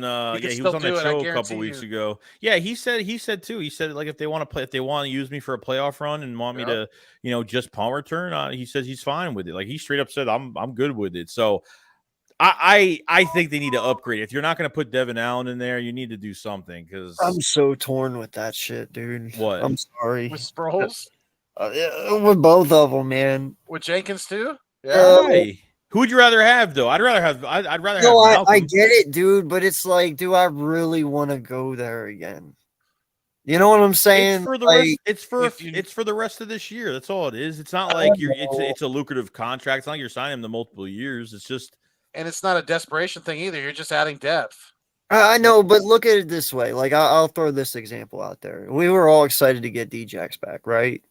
Yeah, but D-Jax back for one game. He blows a hammy, and you don't see him the rest of the season. I get it. Okay, you get your momentum up because you bring Malcolm back. All right, he's not young. Yes, he's still healthy, but he's not young anymore. What if he gets hurt the first game and now he's out, and now you're like, fuck. So you're all back down again, or the same with Sproles. What if something happens to him? It's like, well, shit. Now we're back to, like we said earlier. If it's not, I get it. It's not broken, but it's not fixed, especially at safety. Well, you're not gonna fix it the rest of it. You're not gonna fix it the rest of this year. Like, these are the moves you have to make. Like Linval Joseph and Sue. Thank God they weren't on other teams. We wouldn't be making those moves. But it's rentals, man. Like, that's all it is. You're just trying to get somebody involved to help for one position of need while somebody is out, and it's just for a playoff run. That's it. I think JP just really put a bad taste in my mouth. But our offense is already dynamic as it is, and yes, the defense has been getting us turnovers, giving us some short fields at times. But just imagine the amount of points, the amount of damage this offense could be doing. If we could get some short fields on special teams. Jeez. I mean, goodness gracious. I know. I 100% agree with you, bro. I do. I mean, you literally just, dude, you can't say that because you just added 2 vets that are 34, 35 years old. I mean, you just added 2 guys that are yeah, but Sue, they are Good point, completely Joey. different. No. 34, 35. Name me one time Sue has missed a season. No, he hasn't. Exactly. There's a big difference here. We're talking about people who, I mean, listen, that last injury that Sproles had, bro, that was not easy for a guy at 34 years old. No, what was it? The broken forearm and the ACL in one play. Like that's and it's weird because that injury, that was a blessing in disguise. That injury, that was a good thing that happened. Even though it sucks that I didn't want it to happen, but we wouldn't have seen what Corey Clement would do. We wouldn't have seen what Corey Clement could do that whole year, if it wasn't for that Sproles injury. So we were, even though Corey Clement was a 1-year wonder, but still, I don't know. Like, they have to do something. Like, if CJ is going to be on IR, they got to add another body regardless, because you need another body at that position. You can't just have 3 guys. There's no way you're just going to have 3 guys. Mm-hmm. So what's left? You can't trade. And who else do you have out there at safety? I don't even know right now. And the best one for the job is the one that knows the players, knows the city, knows just everything that's going on, and watches every single freaking Eagles game this year as a fan. It's going to be him. Played with Garner Johnson. He's played with him with the Saints, so I think it's the best way to go. Look, if they can go ahead and play with Reed if they want, but all I'm saying is they just need another body. And what's the best body out there? It's Malcolm Jenkins. I don't even care. Special teams is what it is. Like, if they want to get Sproles back, and if Sproles ain't gonna get hurt just from punt returns, I highly doubt it, but you never know. Anything can happen in the league. I'd rather see Sproles back there than put in Devontae Smith, AJ Brown, Quez Watkins for a fucking punt return and then get one unnecessary hit. And then that not only affects special teams, it's gonna affect their fucking offense. Mm-hmm. I agree, bro. So, no. I'm just venting. I'm not attacking you or nothing. I just wish I had more to say than just 2 old dudes. You're gonna have 3 old dudes. Now you're gonna have 3 to that defense. You're gonna have 3 old dudes. I know, but they already have 3. How old was LJ and Quinn's old too? How old Brandon was Graham's old. How old was Grant? Not Brand Graham. How old was that safety we had in that Super Bowl? He was old, wasn't he? What's his name? McLeod? No, the other one. Something. Safety. His name was Graham. What the hell? Oh, His last I know. name was Graham. Corey Graham. Graham. He was old. So stop with the old. Yeah, he was old. Sorry, man. I don't know everyone's age. It's not like we're going to be. It's not like we're going to be investing a lot of money into them. Either way, Jenkins or Sproles, they're going to come cheap. So no. What me, man. What AK thinks is that because we signed an old player is because when he's here and he gets hurt, it's going to bring the team down. That like Jordan Davis went down. Avonte Maddox went down. Goddard got down. Like, at this point, if Jalen Hurts has full control of this team, there's no going down. There's only going up, bro. That's all it's going to be. First off, I never said they'd bring our team down. Okay. You said down. You said something down. Listen, I'm saying us as fans down. Like, you get motivated to see your favorite. No, you get motivated. You get pumped to see your favorite player out there, right? One of the legends. God, dude, all of us act differently after every loss or win. Like, I get attacked every time like we win a game. It's like every time we win a game, I always get bitched at every week. Like. Every week about like, why are you nitpicking? Well, dude, you're Joey fucking Shakes. Of course you do. Yeah, like I could talk about anything I want. Number one, number two, it's like there's nothing perfect every week. There's always something to talk about. And as a content creator, like we got to talk about something. We can't, we can't stroke the Eagles and be like, oh, this is great, and say how great they are. But we got to talk about the things that are affecting this team too, and things that they could clean up. There's things that we could clean up. There's still a lot of things we can clean up. Absolutely. So I agree with you. You're not going to, as a person in life and on YouTube, you're not going to please everybody. That's just the fucking way it is, bro. That's just the way it is. You know what? I want this team to go far this year. I don't care whatever it takes that Howie Roseman, Malcolm Jenkins is definitely in the cards. If this man is if he's not put on IR, I'm fine with not signing him. If that's the case, if it's not long term, I'm totally fine with it. But if he's on IR and you're not going to have him to the playoffs, get Malcolm in the building. It's not a bad thing. It's not. Well, no, for sure, because right now it's all about first seed. It's racing the first seed, who gets there first, and that's definitely something you want. You want the playoffs to go through Philly. I understand that. Yeah. I mean, whatever it takes to get that done. I get it. It is what it is. I'm just saying, man. I'm one of those guys. I believe a lot of development comes from playing. And if Reed is not doing anything to jeopardize, I mean, if he's not playing any worse than what, now granted, he's not going to get to CJ's level, but if he's not playing any worse than Epps, then he's not really hurting anything. So why not let him play and develop the rest of the season and see what you got in Reed instead of bringing somebody like Malcolm back? I'm just talking about a time perspective of like what we have left of the season. Like, and I say we have a little bit of time left. We do have a little bit of time, but if it was week 4 or 5, sure. But we're getting to the stretch now where like we got to win this division. We got to stay in clear of the NFC because, the Vikings are going to be back on our asses again. Cowboys are 2.5 games back. So, you have some really important games coming up. Still got the Giants twice. Still got the Titans. You still, the Saints game is going to be important, not just for record, but for draft capital as well.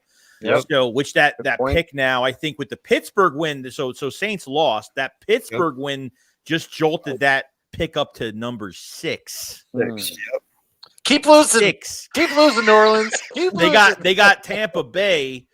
They got Tampa Bay, which who knows how that game is going to go. The Falcons, they could win that game, but I think they have the Browns. Depending if Deshaun Watson doesn't crap himself, and I forgot who else they have, but that pick's looking really good right now. So all I'm saying is that it's just because that's why I don't want to change and try to get a bruiser back in here. Like, you got to keep everything the way it is. You got to keep it. But if you have an injury that's definitely going to hurt you going forward, and literally if you have a bad safety, there's like only a couple things you could do that Gannon is not going to do. Is stack guys in the box, have these damn linebackers hit through these gaps and get some damn pressure. I figured when Jordan Davis was hurt, you can overcompensate for Jordan Davis being hurt with a nice pass rush, or at least blitzing some guys with some blitz packages or dialing up some different things, but he didn't do that, unfortunately. So yeah. So who are you guys most worried about in the NFC at this point? 49ers. Yeah. Oh, 100%. 49ers. If we face the 49ers, that's going to be tough. Like NFC Championship game, I could see Eagles 49ers NFC Championship game. It's going to be a tough one. Yeah, I might have given the New Orleans pick to get Christian McCaffrey, because him in this offense, holy cow. Yeah, he's been really good. Something amazing. Yeah, he's been lights out. Well, it's like I told you, man. When has Howie ever given up a first for a halfback? I know. I wouldn't do it. I still would. I wouldn't give up a 3rd round pick for a halfback right now. Like, the only reason he got Jay Ajayi was because he had to give up a 6th, and that was just that was a 4th or a 4th. Sorry, but even still, that was a steal. Yeah. So McCaffrey's not your average halfback, though. He's a halfback wide receiver. If Howie didn't believe in this team this year, he wouldn't have literally signed 2 veteran defensive tackles in 2 days. Like, not just one, he signed 2. Yeah, and I didn't even think that was good. I thought one was going to happen, but not 2 of them. And he got 2 guys, like literally. So that just shows that not even like Gannon's being talked to behind the scenes, but literally like, here, I just brought in 2 guys, so you got no excuse the rest of the year of what you could do with, and then Jordan Davis coming back. Oh, right. My God. And it's like you said earlier, it's only good especially for an older guy like Fletcher Cox, who John Clark reported earlier on Twitter that he's been dealing with some foot issues, and that this past game, when he's able to play, off the ball a little bit more, his numbers are going up. So he's definitely the reduction in snap is definitely a good thing for a guy like Fletcher Cox. It's going to benefit us down the stretch too. Yeah, and originally, like when Jordan Davis was out, and then we lost Marlon T as well, which I didn't know. Right. I actually didn't know a day after we lost Marlon T to IR, which I didn't know. So I was like, oh, that's why they signed 2 guys, because you pretty much lost 2 defensive tackles your two potential starters. Like Marlon T was pretty much taking reps too. So, your depth was hurting on top of it. So, you had to bring in those guys, and I think they've done I think they were immediate impact since the first game. Are they going to give you the numbers? No, but at the same time, they're going to clog up the hole and have these running backs or go a different direction. Even Sue had pressure on Rodgers, and that's when Josh Sweat had the sack. Those guys are going to help other players make plays. Right. That's what that's going to be about, and it's going to help Fletcher Cox. It's going to help Brandon Graham. It's going to help everybody. So getting Jordan Davis back on top of what you have interior wise, you got some meat in that sandwich. Like right. it's a big sandwich, dude. It's a thick sandwich. Yeah, Aaron Rodgers can speak to that definitely, and it's I'm great. not the only one, and it's great to have teammates who are competing for the franchise record, or they're like fourth. I think they're tied. They're like Graham and Cox are like they're like right around fourth place franchise for the Eagles right now. So it was like 63, 64 sacks, something like that. Yeah, they're like a half a sack or something like that away from each other. Competition, man. Exactly. That's a great thing to have too. Oh, so yeah. Well, and let me ask you this, because JD is coming back, we're very deep right now in the middle. Very deep. Mm-hmm. Dude, Milton Williams is about to become non-existent. Except, that's the thing with JD coming back, man. I would throw Milton to the end. They can do that. They did that last That is year. exactly where I would throw him. And they will.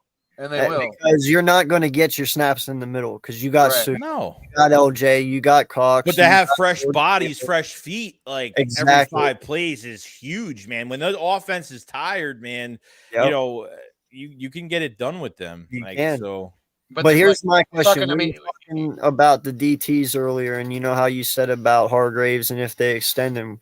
What do you think the odds are that they let Hargraves walk too, and you start seeing your DTs next year be Milton Williams and Jordan Davis? No, Hargrave ain't going anywhere. Because Hargraves will be either 28 or 29. Yeah, he's still young. That's still fairly young, and he's a very good pass rushing defensive tackle. His run defense is a little susceptible, especially when he's going against these larger, better offensive lines. But I think he's way better in the pass. Well, he's benefited because if you have a good defensive end next to him, then they have to pick their poison and say, okay, who am I gonna double team? Like when Quinn was lined up next to him for a couple of games, he had the Pittsburgh game? He had like three sacks, whatever it was, sacks. Yeah, it's because he had there were times he got single coverage, he had single blocks, so it really does help. Like. These guys can't do it all by themselves, man. It's just impossible. But, you add another player on the edge like that next to a DT, it's going to help either players. So there's a lot of contracts to give out right now. It's tough. I feel like you have to lock Hargrave up just because, but it's tough. I don't know what they're going to do. I think what's going to happen is they sign Garner Johnson. They sign Garner Johnson. TJ Edwards is going to be here. I feel like Bradbury is going to walk. I feel like Hargrave might get re-signed. So I think there's 3 guys. I think CJ, Edwards, and Hargrave will be re-signed. I think those are going to be your 3 guys defensively. Realistically. Who? White. No. Oh, you mean Kaiser? No, I think they signed one of the 2. No, because Nakobe Dean's coming in. If he wants to, because really, you bring Kaiser White back, you're not starting Nakobe Dean. You got to make room for Nakobe Dean. Kaiser is an outside. TJ is the middle, and doesn't Nakobe play middle? So it would be TJ if you bring back. Then you're not. But TJ's played both. TJ's played both positions as well. That's true. So they can slide TJ outside. But look, we don't know. I mean, look, if Dean can play outside and inside, if that's what they want to do, then that's I don't care. However they it'll be interesting. Whatever the strengths are to which they play inside, outside, I don't care. As long as they can fit all those guys in, they could get it done. So we'll see. Also, we're thinking JG's scheme right now. You could bring in a defensive coordinator next year that uses 3 linebackers and they all 3 stay. You're right. Think about that. I mean, it all depends on what the coordinator is. Have Reddick become a defensive end more than an outside linebacker. Mm-hmm. Oh, well, yeah. I mean, they should fucking do that now. Right. But yeah, for sure. They really should. I mean, 23.5 sacks in 2 seasons. And I've seen him he's knock only down got one 5 pass sacks for the this year. year. I've seen him knock down one pass this year in good pass coverage. That's it. He leads our team in sacks. That should tell you something. Exactly. Let me check his stats. And he's a strip sack monster. So He's got 8. He's got 8 sacks on the why year. is he not? We need to get him. No, you're right. We need to get him where he's not just going against the tackle every time. We need to get him in motion more. Well, yeah, no. Those fine. stunts are gonna. If they run stunts, which they never do, like 2 times, was 2 sacks generated. So, the pass coverage I can't stand. Now, I'm not saying he didn't do that with Arizona or Carolina, but here we just gotta be more. I don't know. Here we just have to be more aggressive with him. I mean, I said he's got to be in double-digit sacks this year for me to be a win season as a player on a roster for him, which is not his fault if he doesn't get it. But how he's used is going to be on Gannon. So I'm already hoping he gets double-digit sacks this year. Should have it. He should. Yeah. He should. I mean, he'll. I think he'll end with 11.5. Okay, I can see that. Yeah. Which in all honesty, he should have more. Like I'm about Riddick? Agree. Yeah. Riddick, yeah. He's already got 8. what? He's got 8. Yeah. He's got 8. He should end with at least 11.5. I'll just say 11.5 minimum, but he should have way more than that. He should have at least probably 15 to 16. If we still got 6 more games, so yeah, it's definitely. Yeah, but what's the odds they use him right and actually that way? Well, and then that he plays all 6 too, because we might rest people the second to last week. We'll see. Well, what if the 3 teams lose this week? We clinch this week if we win, right? Yeah, we can Not clinch likely, this but week if yeah. I think it's so the Giants have to win against Washington. I forgot what the other I had it down. There's a few things that have to happen. I think Miami San Francisco has to lose, right? Yeah, Miami has to beat San Francisco. That was one of them. That's doable. The Giants beating Washington, that's doable. It's sure? hard, but it's doable. I said it's doable. Okay. Doable. And what's the third one? I think it was maybe something to do with the Vikings. Oh, yeah. I think Minnesota has to lose. Do we really want the Giants to win though? No. Does it matter if you clinch? You're right. I don't know what. Just forget it. I don't know. Yeah, because Washington's playing really, really good right now. I'm not gonna lie, they're playing fantastic right now. Carson Wentz isn't even the backup quarterback for that team right now. That's how bad it is. Dude, I sat here at the beginning of the year and I said, I don't even know why you went out and got Carson. Heineke can play way better than Wentz. And I wish I never fucking said that now. Because now they came to fruition and they're actually playing really good. So I was not. I knew it was going to change the whole dynamic of that football team with Wentz going out. I knew we were going to have a whole another ball of wax on our hands when it came to the Commanders after when Heineke came in. It's just a different team. I still lost my respect for him though. Oh yeah, we're gonna remember that celebration. We're not gonna forget that. Kneeing and shit. Who knees? I've never seen a quarterback do absolutely nothing. Take a knee in the background, and then flop after he barely gets touched, and then celebrate like he just won the freaking Super Bowl. And I told you, bro, what pisses me off about that play is, bro, you had all the time in the fucking world to throw the ball away. You can't sit there and say there wasn't other options. Even more than that. Even more than that, what pissed me off is that the referee did not blow the whistle until after Brandon Graham freaking hit him. Yeah. If you don't want him to get hit, blow the He gave himself up. So blow the whistle. He was kneed for what, 3 seconds? Yeah, pretty much. And Graham was still running full speed. Exactly. that whole game pissed me off. I'm still we should still be undefeated right now. That game was. I mean, we inflicted ourselves with some stupid shit that game. Yeah. But between the Quez Watkins fumble and just the Dallas Goedert fumble as well. I mean, the Dallas Goedert that is a whole another thing. And now you're finding Davis. You're finding the fucking player that did that, and the ball's really right next to his face mask. You should be finding the referees. So especially that back judge, I was looking right at it. Yeah, it's getting worse like every week. It's getting pretty bad. Like I was only really mad at that, not even that we lost, but because like the guy Just got how hurt bad we out of played. it. The guy got hurt out of it, which really sucks. Like and we get that. I think we win that game if Quez Watkins. I mean, we had our chance. We had a few chances, and we messed it up. We all messed it up. So. No, that really pissed me off, that Quez one, because I get it. We're all taught when we play football that, if you're not touched, get up and go. And I get it. He saw the goal line, he wanted it, but holy shit, man! With that amount of time left, with us being down, and struggling the way we were, stay the fuck down. Yeah. I get it. You want to be the hero. You want to score the touchdown. You want to get us the win, but. In That's the moment, not the time to be that guy. In the moment, who knows? In the moment when he got up, he probably didn't even know. Like, he probably didn't even know who, if people were even close to him at that point. Because he looked like when he got up, he had no one near him or something. Yeah, I think that's what it was. I mean, you got the Titantron right in front of you. You can look up at it. When you're seeing like who's chance. Yeah, I know. Right.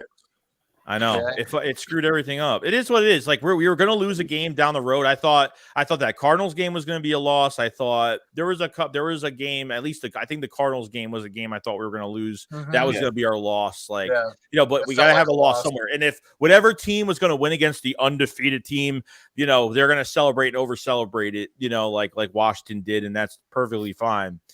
Because really the NFC East is obviously the division of the whole entire conference. So it's kind of crazy that the season ended today. The whole NFC East would be in the playoffs. I don't think it's ever happened ever.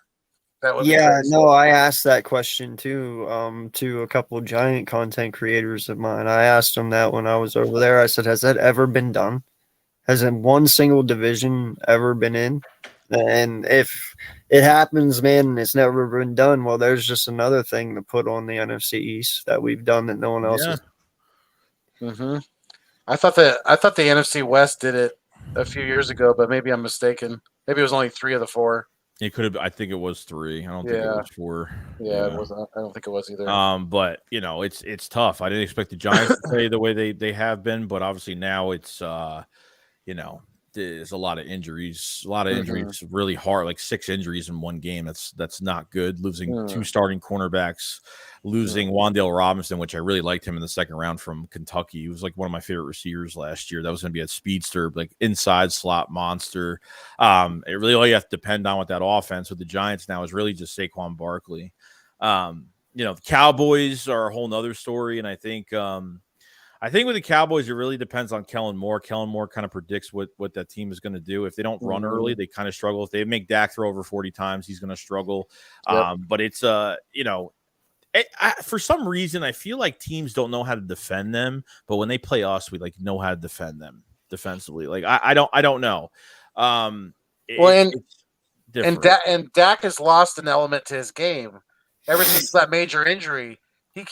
He's not looking to, and he can't necessarily move as well as he used to. So that definitely makes their offense a little bit more easier to defend. When you take away the mobility of a quarterback like that, it's kind of like the Carson Wentz effect. I'm not saying it's that bad with Dak, but you definitely have seen an effect of his play. I mean, if you're that good, dude, if you're a Cowboy fan and you think your team is that good, and obviously adding OBJ, which I hope they don't. He's going to Buffalo. I think Von Miller says if he visits Buffalo, which I think that's the first team he's visiting, he said he's not he ain't leaving. So I know that him and Von Miller have a close relationship. So if the Cowboys don't get him, it's just going to be a laugh in the face because every player has tweeted him. Every player has called him. Like they've made it so embarrassing to the point where they're fucking begging him to go there. And, and even if OBJ, this is a guy that's, I'm not saying, look, it's going to be either he's going to play well or he's not, because he's not even a year out from surgery yet. I mean, he's not even a fucking year off of surgery yet. And you're like, have this promise, and I don't think that's the second time he's torn that ACL. He's not going to be, and he's not going to be the guy when he goes there. Like he's going to be more of a role player than anything else, because obviously CD is the better receiver that's there.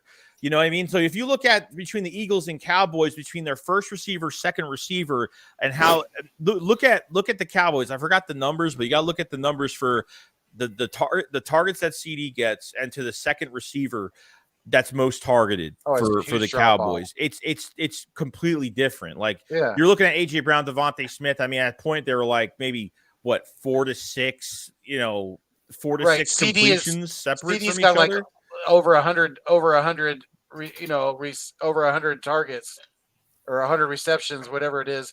And the next one down for Dallas is like you said, it's probably, I'm pretty sure it's below 50. So yeah, it's a big difference. So with the Eagles, it's like they have do I wish they could involve Quez more? And I feel like because Dallas Goedert's not playing, they're involving the running backs in the passing game. They're running the ball a lot more, and they're kind of completely ignoring Stahl, Calcaterra, and Tyree Jackson. Because at the end of the day, guys, like Stahl plays well when he is a number 2, and he will get it. And I think when teams don't see it happening, Stahl will get his touches. Really, since the Cowboys game, he's been getting a catch here and there, once in a while. Calcaterra is just too raw right now. I think he's the speedster of our tight ends, and I don't think he's a great blocker, but I think his speed is really good. And then obviously Tyree Jackson's this would be a second year playing tight end, but the guy didn't have the offseason, the guy didn't have OTAs, training camp, mini camp. So it's a big weakness right now with the tight ends, but you could compensate that for adding in Miles Sanders to the passing game, to you can add in Quez Watkins a little bit more. He got the game ball last game, you know what I mean? Because he was pretty much our number 1 last year with 2 drops last year. Devontae Smith wasn't even treated like a number 1 receiver when he was, telling Hurts I was open, or telling Nick to give him the damn ball, or forcing him going to the side and said, dude, give me the fucking ball. But now it's I wish they could use Devontae Smith in different ways than just I wish they could use Devontae. If you get Devontae Smith not even a yard of separation, that guy is going to get yards. You know what I mean? As long as he's got separation, he's great. But I would love. I'm not saying run go routes with Devontae Smith, but they could do so much more. I feel like they could do a little bit more with him because of what he brings. Yeah, exactly. You have to get him. You have to play to his strengths. It's a lot like a lot of our receivers. You got to try to get him in open space. You stop running these comeback routes, because that's what it seems like they're having Devontae Smith run a lot. It's either he's running a go route or he's running a comeback route, and those are a lot easier to defend. We got to try to get him on the slants. But can you tackle Devontae Smith one-on-one? That's where they like doing those comebacks, because 9 out of 10 times he's gonna make the first guy miss. Even that big, there was another third down play he had between 2 guys and got the first down and kind of fell on himself. But I'm always afraid of Devontae Smith getting this big hit, because the guy's legs are the size of friggin' toothpicks pretty much. So it makes me nervous a little bit. But Slim Batman. And what I like about this offense, dude, is it doesn't matter. Every single week, the game plan changes every single week. 1 week it can be all AJ Brown, another week it could be Devontae Smith, another week it could be all Miles Sanders. It's so good. You don't know what's going to happen. There's no blueprint on this team offensively if they do it the right way. This team is so diverse, and their game plan, it's pretty amazing. And that's why this team is very hard to defend for that reason. With all the players that they have, it's very hard to defend. I love it. I'm just going to say it this way. You can't stop us. It's that simple. There's nothing that you can do. If you play man, we will kill you. If you play zone, we will kill you. There's way too many weapons on this offense from ground up that you cannot stop it. Right. I mean, dude, Dallas talked mad shit. Parsons talked mad shit. Nowhere. He was nowhere. No. We neutralized there's nothing you can do. Oh, you want to stop the run? Okay, we're going over you. Oh, you want to stop us from going over you? Okay, then we're going to run through you. And they have every single weapon to do whatever they want to do. You can't stop this offense. And what makes it all go is those 5 men up front. True. Really. No, and guess what? They're not going to let Jalen get touched, and they're not going to let Miles get touched. So Yeah, because after Lane went out, like they really didn't make any adjustments. Like they put in Driscoll, but like they just didn't help him at all. Like they literally had DeMarcus Lawrence and Micah Parsons like literally hunting that area. So it was just like we kind of fell apart a little bit because of that one thing. But we kind of made up for it. But it's all about adjustments, man. Offensively, I don't worry about adjustments. Like I feel like they will make them, and I think that will happen. So yeah. Well, listen, guys, I got to get going here. I got to work in the morning real early. This was such an honor to have you on, Joey. Yeah, definitely. But I got to leave you with one question. Is Jalen Hurts the new Allen Iverson of Philly? Yeah, I think so. Yeah, when it comes to like, I think a little different because Iverson had a lot of was very straight up with shit talking, and I don't think Hurts is much of a talker because he backs it up with his play, but he kind of masked that. I mean, it more of his ego, more of an icon, more of an iconic way. Oh yeah, dude. Like I look. All I said going into this year was I hope Jalen Hurts could match his play with that mentality, and I think that's what he did. And like all I said was, man, I love like in the offseason this year, I was like they were showing pictures of him working out and throwing the ball, and I'm like all this shit is nice to see, but at the end of the day, like I got to see what he does on the field. And obviously, we're playing one series of preseason didn't make me comfortable. I think we were all kind of like, dude, the guy should have played more, but. Didn't think this team would go to a fast start like it did, and they were 8-0. They got to 8-1, and now they're 10-1. Who would have thought? So, I 100% agree, Matthew. He is much more mature. I totally meant more of his reach and his power and how people respond to him. Like, you have certain epic superstars that come to cities and kind of take it over. Wentz almost got there, especially at the beginning. I mean, we hailed at Pennsylvania right at the start, but this is completely different. Like Jalen has taken it over. Like you might as well just give the kid the key to the city right now. You know what I mean? If he brings multiple championships to Philadelphia, legend. Absolutely, without a doubt. I mean, it's gonna be a wraps. And I think we Allen Iverson. Obviously, he got that. He got his accolades through his great play on the court and through getting to the 76ers to the finals. But if Hurts gets us multiple Super Bowl wins, he's gonna surpass them. What I like about it too is that this team doesn't look ahead. They're not looking ahead to the playoffs. I'm glad they're not undefeated anymore, so that pressure is kind of off, which it was kind of annoying after every day.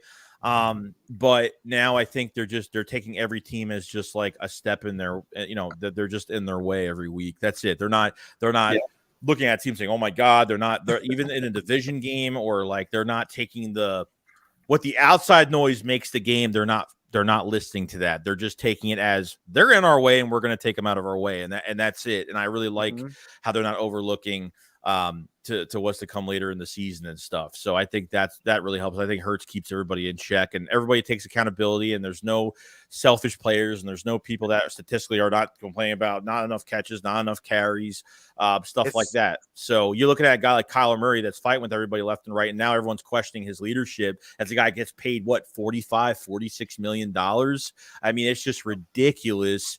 Of all the crap that's going on over there, and you look at Jalen Hurts and what he does with this team, I can't imagine what this guy's is going to get paid if he takes this far. It's going to be scary. It's going to be very scary. You're going to see some bigger bling on his chest when he's walking into games.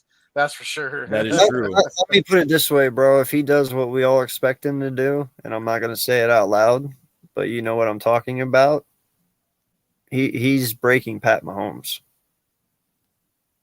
What? You're probably looking at 50 a year. Yeah, probably. Mm-hmm. Look, I can't complain. I mean, I can't complain about it. I mean, how can I can't either. I'm not saying shit, bro. If he's putting rings on these guys' fingers and he's winning ball games, my mouth is shut. Whatever. Yep. Exactly. You got to pay him. Like that's like, and I think they have a team to go forward. I think as long as they draft well, I think we'll be good. As long as they're good they're good with money, they're good with cap space. That's Titan Anderson, bro. That's the man right there. What's going on, Titan? Appreciate you, sir, for stopping through. Shout out to the 17 people in here. Thank you all so much. Please go hit that like button for me and my boy Philly Foothills. Appreciate you guys so much. I'm on my way to 1K, and need all the help I can get. So thank you all so much. Yeah, man, no, it's going to be a really good game. A lot of people definitely underestimated the Tennessee Titans this year starting the season, especially because we took AJ Brown away from y'all. Sorry, they're Titan, but they expected you guys to be a lot worse than what you are. So kind of shout out to you for being better than what people assumed. But yeah, I expect us to kind of put a stop to that. Yeah, we're gonna make Derrick Henry look like Little Henry. Derrick Henry's about to be Najee Harris. Yeah. No, all respect. Like if they let up, he's gonna run all over us. So he will. After he had the 1,000 yards, I was like, I'm telling you right now, like this. I mean, it was like a few weeks ago. I made the video on the Titans after that game. We hit the 1,000-yard mark. I was like, I swear to God, if they let this guy, I think it was the Texans. I think it was the Texans game. I think after that game, and then saw what Derrick Henry did. I think I was like, they have to make sure that this doesn't happen because that guy will rush 200 on us like easy. Easy. Well, that's why they got you Sue and Joseph. Yeah. So that's and you got Jordan Davis back hopefully this week. Yeah, so you got 3 beefy defensive tackles going after Derrick Henry. Yeah, so we'll see. Fine. Yeah, you guys, thank you so much for being with us tonight. We really, really appreciate it. And special thanks to our great guests tonight, Joey. Thank you so much for coming on with us. We really, really appreciate it. You guys, if you're out there and watching this and you haven't checked out any of Mr. Shakes72 content on YouTube, you are definitely missing out. So it's absolutely fuego. He does a great job. He keeps me updated. A lot of people I know updated, and he does a great job of doing it. So definitely go check him out. Go sub him up. Go get some merch, and you won't be let down, guaranteed. Yeah, I made a Discord server a couple weeks ago. We have like over 250 people in there now, so it's cool. So instead of commenting on videos all the time, which I know it can get like after years of doing it, it's just like, it's not enough at this point. So like I'm always in the Discord and talking to subscribers and stuff like that. So anybody wants to join that, it's in my description and my videos. Every video I make. And we just hit over 20,000 subscribers, which is great. So never thought it would happen, but it happened. And it's because, without you guys, it's, and obviously the people that helped me along the way, you guys and a lot of other people as well. It's a blessing, dude. I don't take it for granted, So well, we appreciate you giving back, It's nice to actually see people that make it, that don't forget where they come from. No, fuck that, dude. You know what? It's just one of those things where like I will never change myself. Like he's real, and that's just what it is, dude. Like I'm just a fan on here. I'm not trying to be like the best content creator. I'm not trying to. I'm just a fan that puts out videos. That's all. That's all. Yes, sir. So. Speak from the heart. We all love this team. We all bleed green. We all have a different perspective on our team, and the only difference between us and you guys is we're just up here talking about it. That's it. Absolutely. Yeah. And hey, guys, so until next time, it's always fly, Eagles fly. We're from out here on the West Coast. Your boy Philly Foothills, the nest out west. Stay mean, stay green. Thanks for viewing us on your screen. And most importantly, like I always say, keep it fuego. Keep it fuego. Fly, Eagles, fly. 11-1. Let's go. Let's go. See you later, guys. Sir.